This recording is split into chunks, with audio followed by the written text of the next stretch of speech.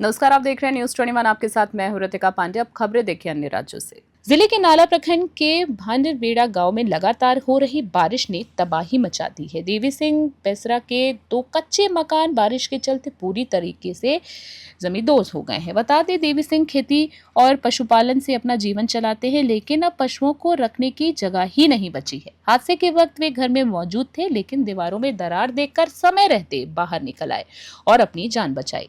उन्होंने बताया है कि हादसे ने उन्हें मानसिक रूप से तोड़ दिया है और अब परिवार और पशुओं को सुरक्षित रखने की बड़ी चुनौती उनके सामने आ खड़ी है। प्रशासन से मदद की उम्मीद भी जताई जा रही है।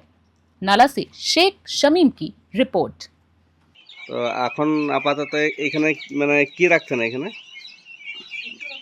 আমরা থাকতাম আর গরু করা ওইদিকে থাকতো আর এখানে আমরা দু বুড়ো বুড়ি থাকতাম।